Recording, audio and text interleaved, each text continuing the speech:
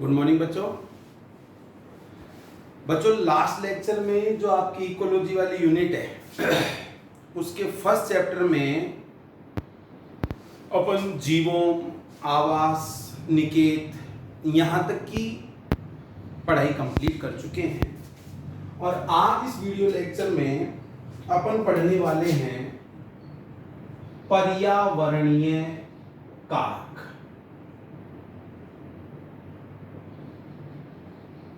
या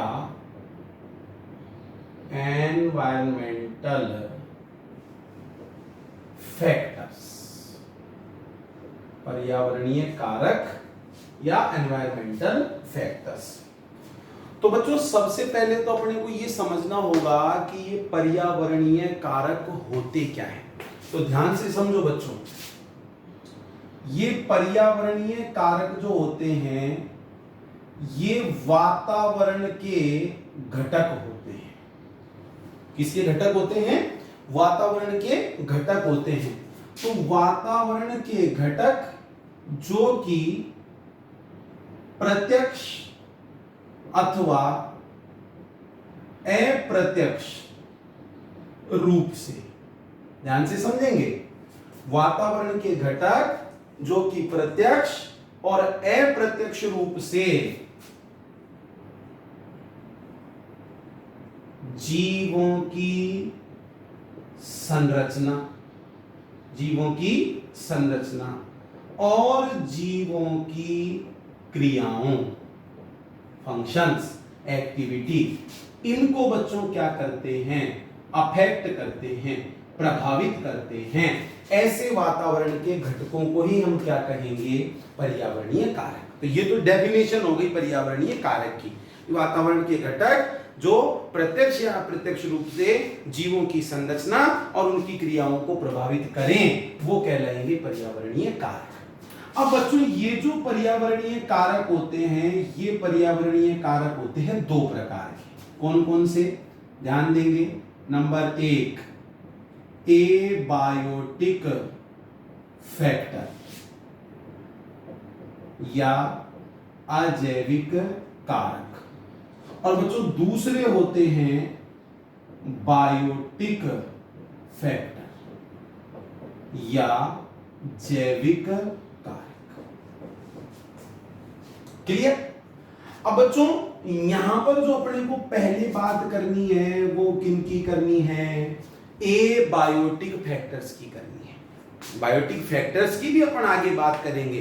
भाई पर्यावरण के घटकों में अगर अपन देखते हैं और अगर अपन बात करें बायोटिक फैक्टर्स की या घटकों की, तो बायोटिक फैक्टर कौन कौन से हो सकते हैं? या तो वो हो सकता है उत्पादक, प्रकाश संश्लेषण करने वाला, या फिर हो सकता है वो उपभोक्ता, या फिर हो सकता है वो अपघटक। तो जैविक घटक या कारक जो होते हैं वो उत्पादक, उपभोक्ता और अपघटक हो सकते हैं। इनके बारे में अपन अध्ययन इसी चैप्टर में आगे और आगे वाले चैप्टर में डिटेल से करेंगे। अभी जो अपने को बात करनी है वो करनी है बच्चों अजैविक कारकों की। अब कई सारे प्रकार के अजैविक कारक होते हैं जो कि जीव जंतुओं को, सजीवों को प्रभावित करते हैं। यहां पर अपनी बुक में, अपने चैप्टर में बात की गई है 4 प्रकार के अजैविक कारकों की। नंबर 1 तापमान, नंबर 2 जल, नंबर 3 प्रकाश और नंबर 4 मृदा। ठीक है, ये 4 अजैविक कारक अपनी बुक में एनसीईआरटी में मेंशन किए गए हैं जिनके बारे में अपने को पढ़ना है। तो पहले इन चारों कारकों को अपन पढ़ेंगे और उसके बाद में फिर इनके अगेंस्ट जो ऑर्गेनिज्म होते हैं, जीव होते हैं, वो कैसे अनुक्रिया करते हैं, क्या रेस्पॉन्स देते हैं, उनको अपन पढ़ेंगे। तो सबसे पहले अपन पहला अजैविक कारक स्टार्ट करते हैं बच्चों, तापमान।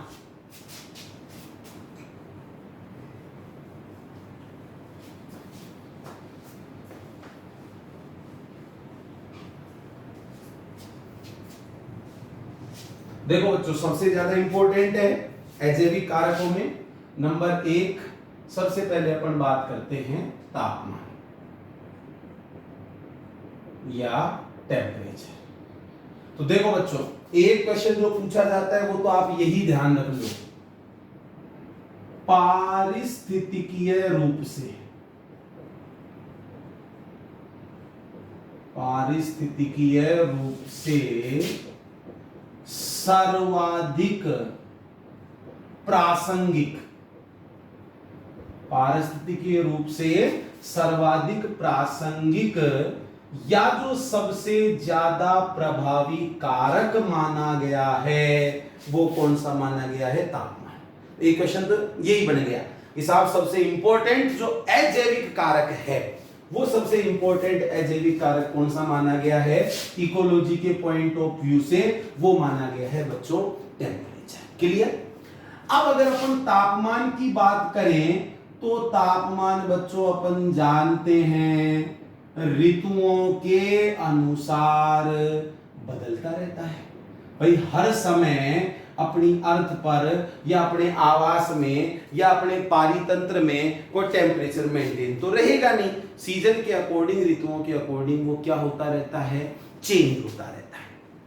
अब एक सिंपल सा कंसेप्ट अपनी बुक के अंदर दिया गया है, उस पर ध्यान दो बच्चों, बहुत ही ज्यादा इंपॉर्टेंट है। भूमध्य रेखा से किधर बढ़ने पर? ध्रुवों की ओर। भूमध्य रेखा से किधर बढ़ने पर? ध्रुवों की ओर बढ़ने पर, चाहे उत्तरी ध्रुव की ओर बढ़े चाहे दक्षिणी ध्रुव की ओर बढ़े। और मैदानी क्षेत्रों से किधर बढ़ने की ओर? पहाड़ी क्षेत्रों की ओर। ऐसा करने पर बच्चों तापमान में कमी आती है। टेम्परेचर में क्या आती है? कमी आती है। सिंपल सा कंसेप्ट आपको ध्यान रखना है कि अगर हम भूमध्य रेखीय क्षेत्र से ध्रुवों की ओर जा रहे हैं या मैदानों से पर्वत शिखरों की ओर जा रहे हैं तो तापमान में कमी आएगी। सिंपली आप ऐसे समझ लो, जैसे मान लो ये अपनी पूरी पृथ्वी है, ग्लोब है, ठीक है। इस ग्लोब की जैसे मान लो अपन बात करें नॉर्थ, साउथ, ईस्ट और ये अपन मान लेते हैं वेस्ट। क्लियर? अब देखो बच्चों, ये इन सब के बारे में मैं आपको डिटेल से समझाऊंगा। उष्णकटिबंधीय क्षेत्र कौन से हैं, शीतोष्ण कटिबंधीय क्षेत्र कौन से हैं, अक्षांश, देशांतर, वो भी समझेंगे। अभी एक बार आप सिंपल सा कंसेप्ट ये समझ लो बच्चों, ये है भूमध्य रेखा,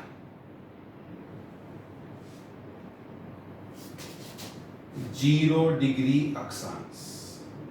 क्या है बच्चों? भूमध्य रेखा 0 डिग्री अक्षांश। अब ये जो भूमध्य रेखा है ये अपनी संपूर्ण पृथ्वी को, अब इस पूरे ग्लोब को 2 अर्धांशों में डिवाइड करती है। इसको अपन कह देंगे उत्तरी गोलार्ध। ये तो क्या है बच्चों? उत्तरी गोलार्ध। और ये क्या है? दक्षिणी गोलार्ध। भूमध्य रेखा पूरे ग्लोब को, पूरे अर्थ को 2 भागों में बांट देती है, एक उत्तरी गोलार्ध और एक दक्षिणी गोलार्ध। यहां पर अपन स्थित मान सकते हैं उत्तरी ध्रुव, यहां पर अपने स्थित मान लो जैसे दक्षिणी ध्रुव। क्लियर? और ये मान लो ईस्ट में से इधर से राइज होता है सपोज ये सन। क्लियर? तो अगर अपन इसकी बात करें भूमध्य रेखीय क्षेत्र की, तो बच्चों इस भूमध्य रेखीय क्षेत्र में सूर्य की किरणें कैसी गिरती है? सीधी गिरती है। और जैसे जैसे हम भूमध्य रेखा से किधर बढ़ते हैं? ध्रुवों की ओर बढ़ते हैं, सूर्य की किरणें क्या होती चली जाती है? तिरछी होती चली जाती है। तो जब हम भूमध्य रेखा से ध्रुवों की ओर बढ़ेंगे, चाहे उत्तरी ध्रुव की ओर बढ़ लो और चाहे दक्षिणी ध्रुव की ओर बढ़ लो, तापमान में क्या आएगी? कमी आएगी। क्लियर? ये तो बात हो गई साहब तापमान। अब आगे बढ़ो। अगर अपन देखें, अब ये कमी आती है तो साहब कितना कम ज्यादा भी रह सकता होगा। तो देखो, ध्यान दो, ध्रुवीय क्षेत्र, ध्रुवीय क्षेत्र और साथ साथ उच्च तुंगता वाले क्षेत्र, हाई एल्टीट्यूड वाले, ज्यादा ऊंचाई वाले, है ना।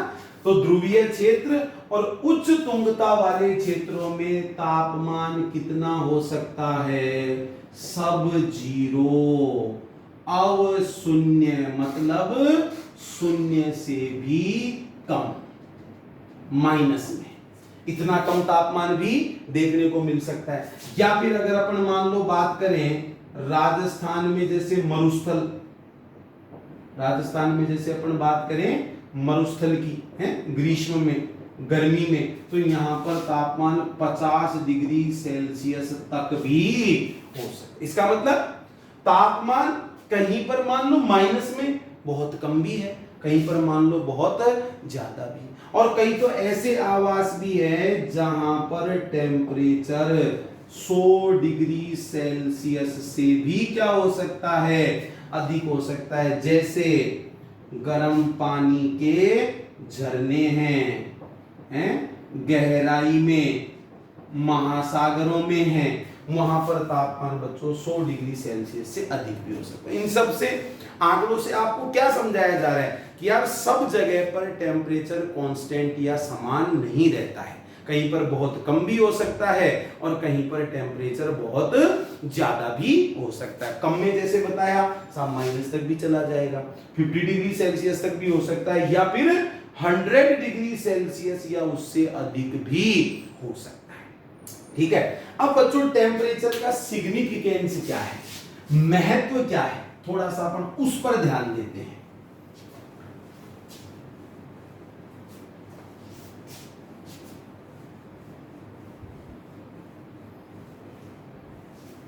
देखो महत्व, अगर अपन बात करें तापमान के महत्व की, तो नंबर 1 पहली चीज अपन जानते हैं जीवों के शरीर में या उनकी कोशिकाओं के अंदर एक महत्वपूर्ण जैविक गुण, सजीवों का गुण पाया जाता है, उपापचय।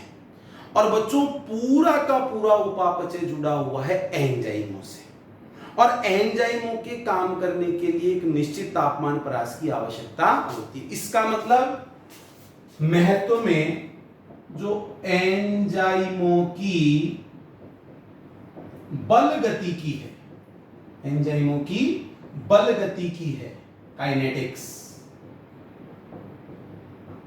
एंजाइमों की जो काइनेटिक्स है वो बच्चों तापमान से क्या होती है? प्रभावित होती है। एंजाइमों की सक्रियता में कमी और बढ़ोतरी होती है, किसके कारण? तापमान के कारण। अब ये चीज जब तापमान से प्रभावित होगी तो जीव के शरीर का आधारी उपापचय, बेसिक मेटाबॉलिज्म, उसकी बॉडी की फिजियोलॉजी, कार्य की, ये सब भी क्या होगी? प्रभावित होगी। तो एक सिग्निफिकेंस अपन ये मान सकते हैं टेम्परेचर का। दूसरा देखो, जीवों का भौगोलिक वितरण, ज्योग्राफिकल डिस्ट्रीब्यूशन। भाई कोई सा भी जीव किसी भी प्रकार के आवास में तो पाया नहीं जा सकता। एक पर्टिकुलर टाइप का जीव एक पर्टिकुलर टाइप के भौगोलिक क्षेत्र में पाया जाता है। तो जीवों का जो भौगोलिक वितरण होता है, ज्योग्राफिकल डिस्ट्रीब्यूशन होता है, वो बच्चों काफी हद तक तापीय सहन शक्ति पर निर्भर करता है कि साहब कैसे कैसे वो टेम्परेचर को सहन कर पाते हैं। उस तापीय सहन शक्ति पर निर्भर करता है जीवों का भौगोलिक वितरण।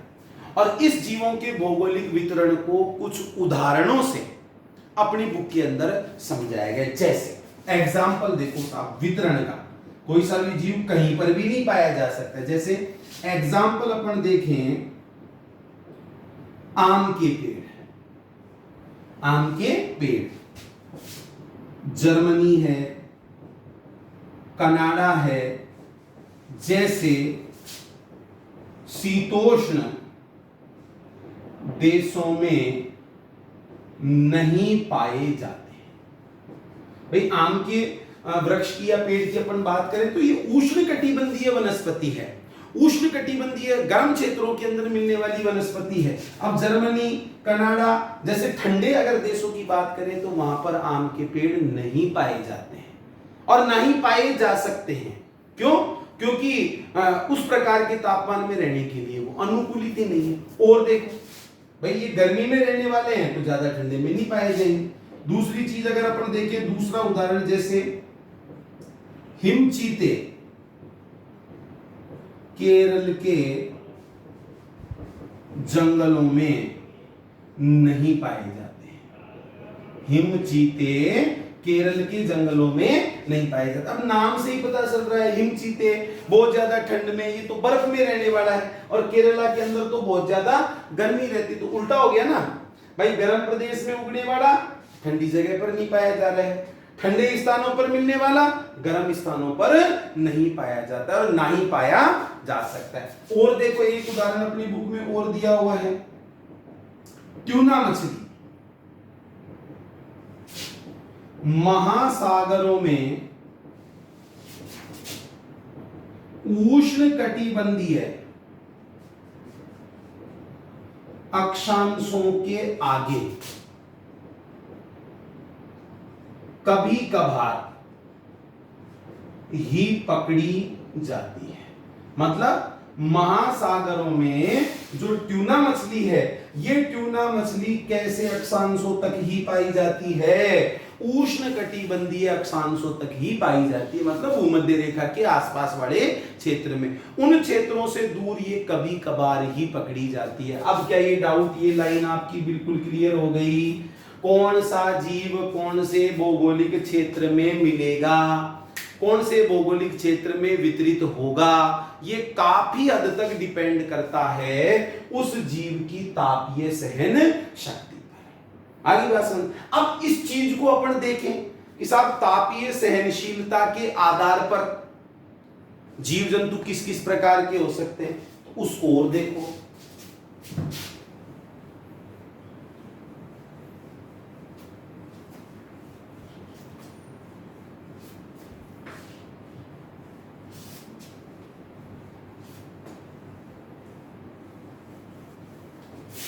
देखो बच्चों बहुत इंपॉर्टेंट है, ध्यान देंगे। तापीय सहनशीलता के आधार पर जीव, तापीय सहनशीलता के आधार पर बच्चों दो प्रकार के जीव बताए गए हैं।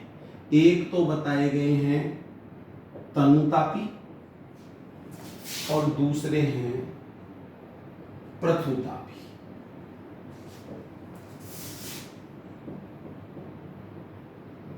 स्टेनोथर्मल और यूरी थर्मल। क्लियर? एक है तनुतापी और दूसरे हैं पृथुतापी। अब किसको अपन तनुतापी कहें, किसको पृथुतापी कहें, ध्यान से समझना बच्चों। तनुतापी जो जीव होते हैं ऐसे आवास में पाए जाते हैं जहां तापमान लगभग समान बना रहता है। ठीक है, पूरे वर्ष भर ही तापमान लगभग एक जैसा बना रहता है, कोई बहुत ज्यादा परिवर्तन नहीं आता। इसका मतलब तनुतापी किनको कहेंगे? ये जीव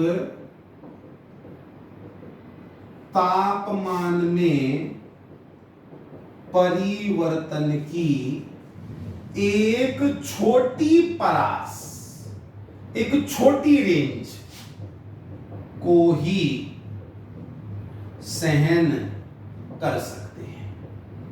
भाई अभी जैसे मान लो अपन बात करें जैसे कोई आवास है कि साहब वहां पर तो ऐसे मान लो वर्ष भर तापमान लगभग 30 डिग्री सेल्सियस के आसपास बना रहता है पूरे साल भर ही। अब उस 30 डिग्री से थोड़ा बहुत कम होगा तो चलो मान लो सहन कर लेंगे, 30 डिग्री से थोड़ा बहुत ज्यादा होगा तो मान लो सहन कर लेंगे, लेकिन अगर ज्यादा परिवर्तन होगा उस ज्यादा परिवर्तन को ये सहन नहीं कर पाएंगे। ऐसे जो जीव होते हैं उनको कहा जाता है तनुतापी। तो सिंपल सा आपको ध्यान रखना है, तापमान परिवर्तन की एक नैरो रेंज, एक छोटी परास को ही ये क्या कर सकते हैं, सहन कर सकते हैं।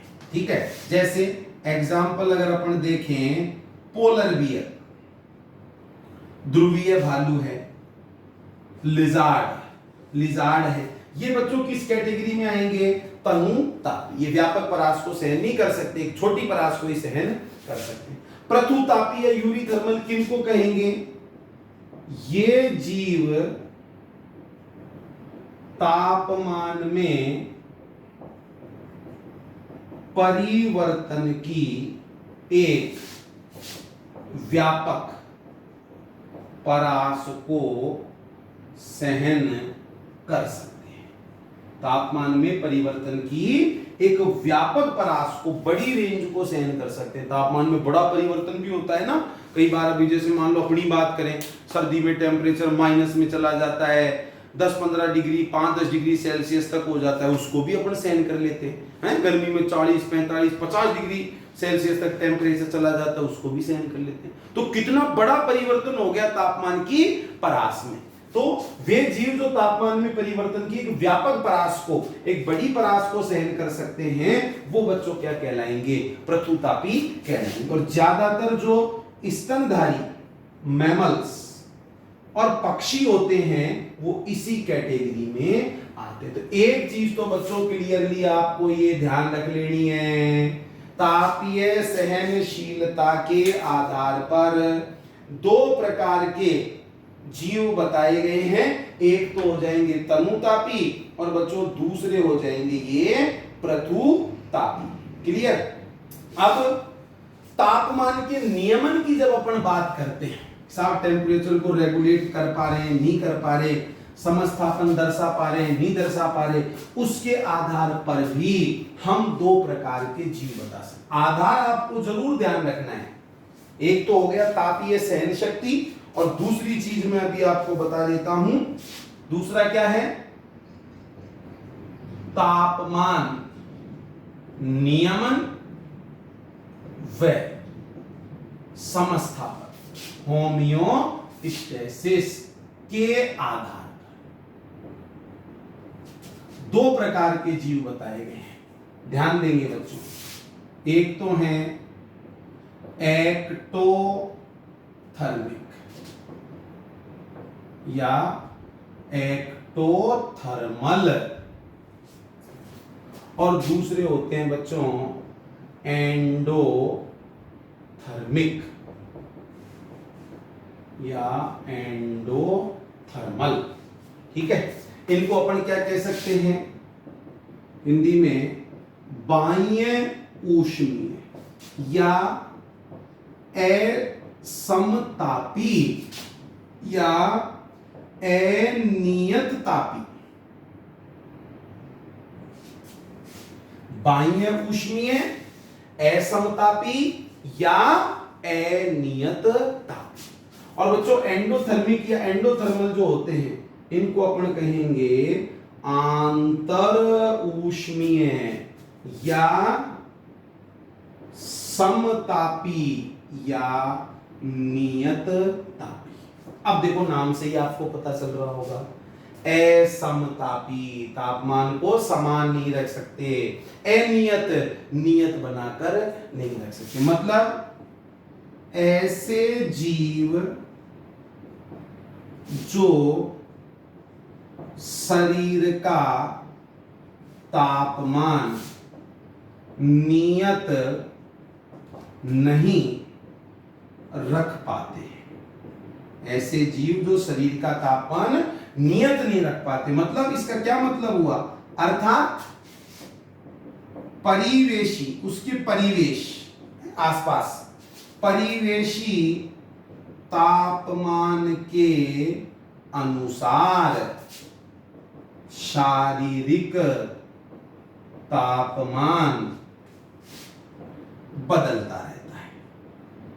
परिवेशी तापमान के अनुसार शारीरिक तापमान बदलता रहता है। इसका मतलब क्या प्रदर्शित नहीं कर रहे? समस्थापन प्रदर्शित नहीं कर रहे। होमियोस्टेसिस या समस्थापन का मतलब तो यही है कि चाहे बाहरी वातावरण में कुछ भी बदलाव आया हो, जीव अपने आंतरिक वातावरण को क्या रखे? नियत रखे। किस रेफरेंस में? टेम्परेचर के रेफरेंस में और परासरणी सांद्रता के रेफरेंस में। उसी चीज को क्या कहेंगे?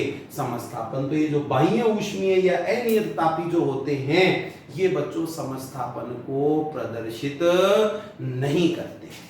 इनकी बात करें आंतर ऊष्मीय या समतापी या नियत तापी, मतलब वे जीव जिनके शरीर का तापमान नियत बना रहता है। अब नियत बना रहता है मतलब अर्थात परिवेशी तापमान के अनुसार बदलता नहीं है। परिवेशी तापमान के अनुसार उनके शरीर का तापमान बदलता नहीं है। मतलब अगर बाहर टेम्परेचर बढ़ा तो अपने शरीर का नहीं बढ़ने देंगे, उसको कांस्टेंट रखेंगे।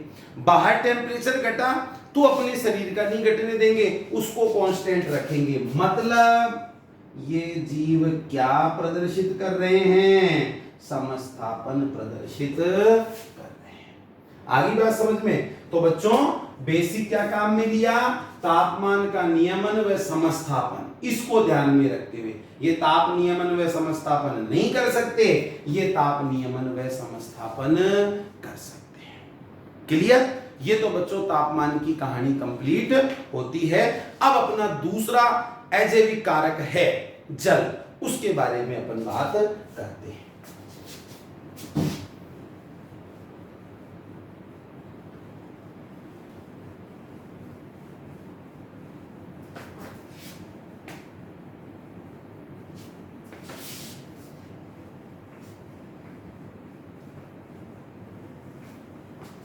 देखो बच्चों, सेकंड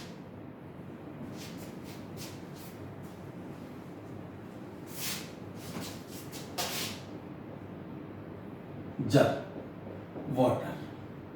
पहले ही मैं आपको बता चुका, सबसे प्रभावी सबसे प्रासंगिक अजैविक कारक की बात होगी तो तापमान, जल। तापमान के पश्चात सेकंड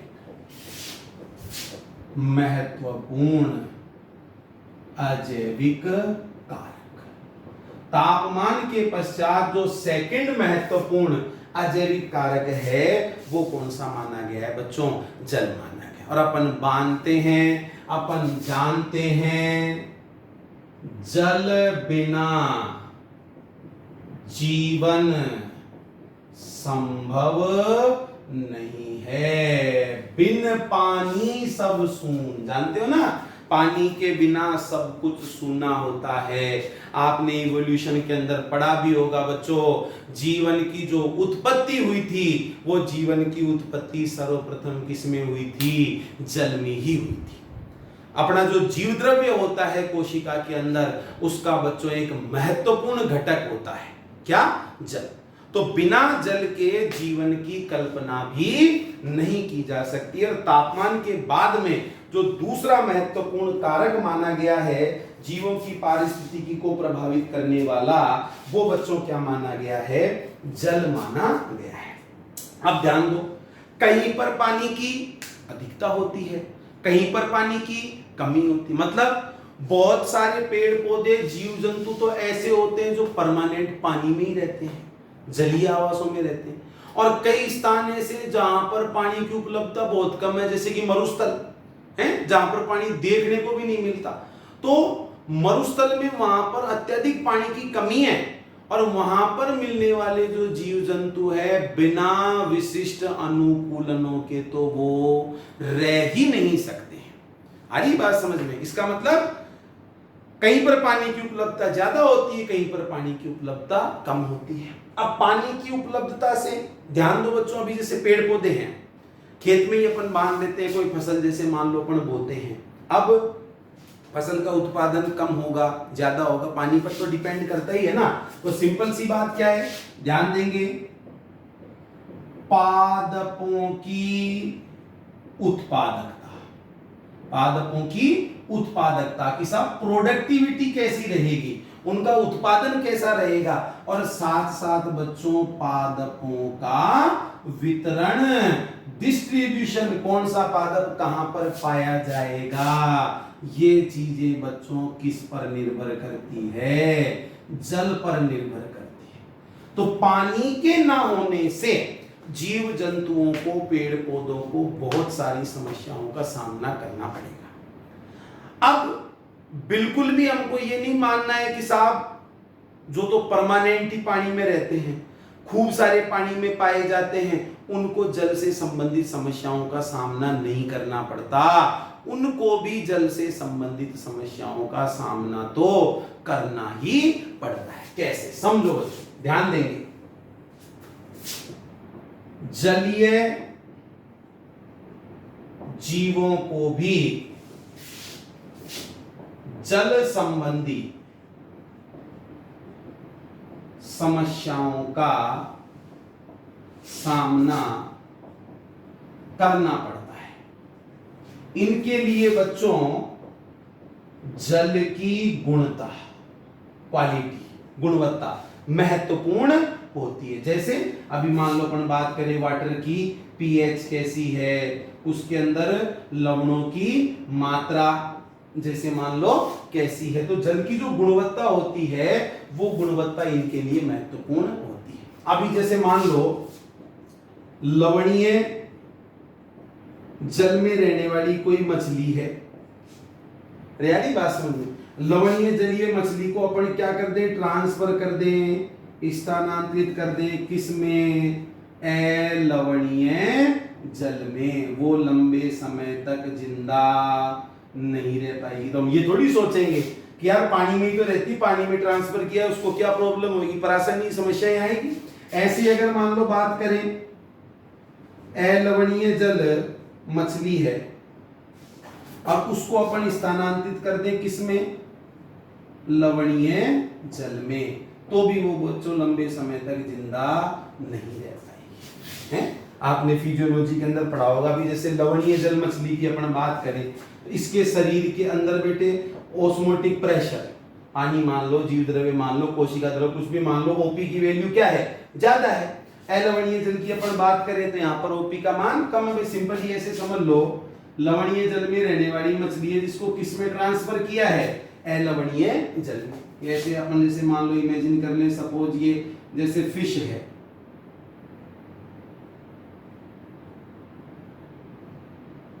ये ऐसे मान, अब ये लवणीय जल में रहने वाली मछली थी और बाहर पानी कैसा है, ये सपोज अलवणीय है, इसके बॉडी के अंदर जो फ्लूइड है वो ज्यादा कैसा है, लवणीय, तो अंदर ओपी की वैल्यू ज्यादा, बाहर ओपी की वैल्यू कम।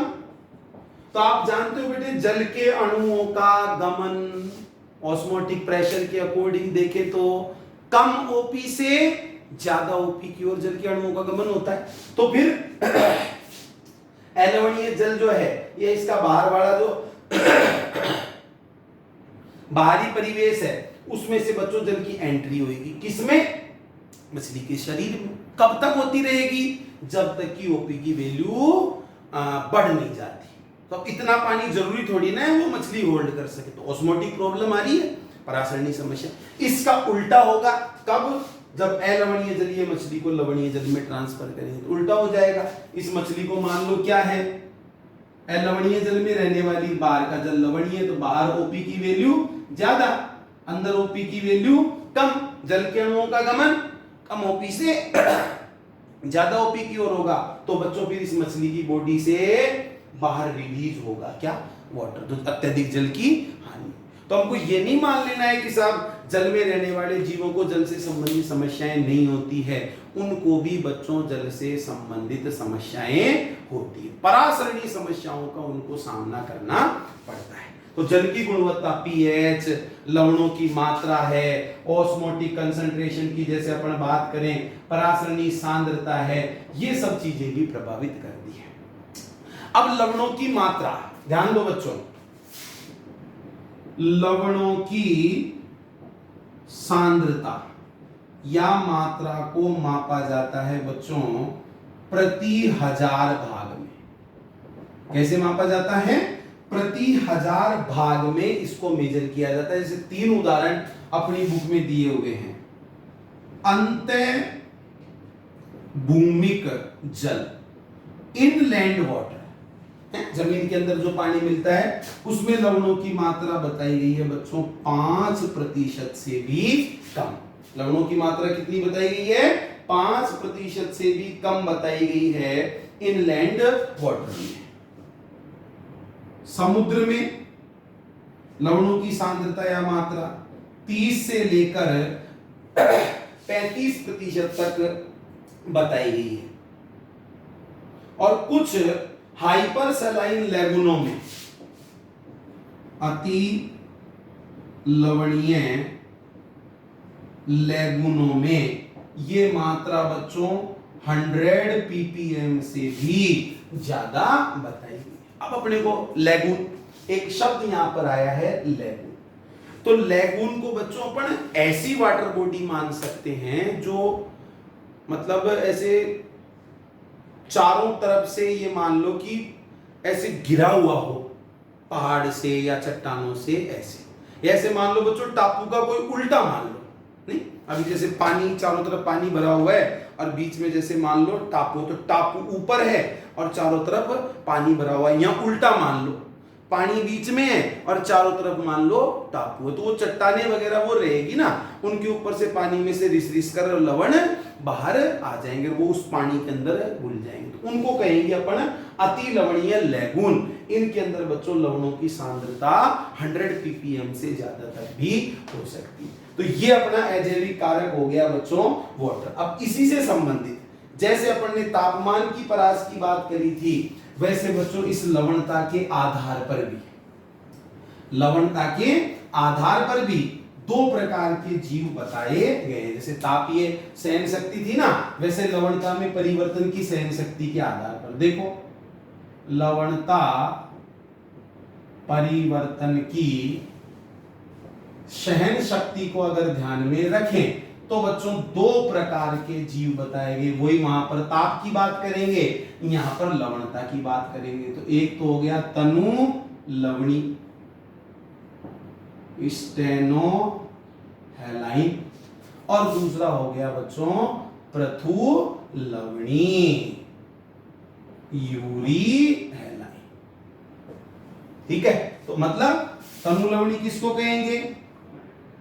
लवणता की कम, लवणता में परिवर्तन की कम परास को सहन कर सकते हैं। जैसे वहां पर ताप की बात करी थी ना, वैसे यहां पर लवणता की बात करेंगे। तो लवणता में परिवर्तन की कम परास को ही सहन कर सकते हैं, उनको तो बच्चों अपने क्या कह देंगे? तनु लवणी। और जब लवणता परिवर्तन की व्यापक परास को सहन कर सकते हैं, लवणता परिवर्तन की व्यापक परास को, बड़ी रेंज को, भाई लवणता में आमूलचूल परिवर्तन हो जाए, कभी लवणता कम कभी लवणता बहुत ज्यादा, तो व्यापक परास को भी जो सहन कर सकते हैं उनको कहा जाएगा बच्चों पृथु लवणी। तो तापीय सहनशीलता, पृथुतापी, तनुतापी, लवणीय परिवर्तन सहनशीलता, पृथु लवणी और तनु लवणी। तो बच्चों इस प्रकार से अजैविक कारकों में 2 अजैविक कारक, एक तापमान और एक जल, ये अपन कंप्लीट करते हैं। पारिस्थितिकीय रूप से सबसे प्रासंगिक तापमान, और तापमान के बाद में पारिस्थितिकी को प्रभावित करने वाला दूसरा जो माना जाएगा वो है बच्चों जल। इसके अलावा अपने एनसीईआरटी में 2 अजैविक कारक और दिए हुए हैं। नेक्स्ट थर्ड अपन पढ़ेंगे प्रकाश और उसके बाद में दिया हुआ है मृदा। इन सब का अध्ययन अपन नेक्स्ट वीडियो लेक्चर में करेंगे।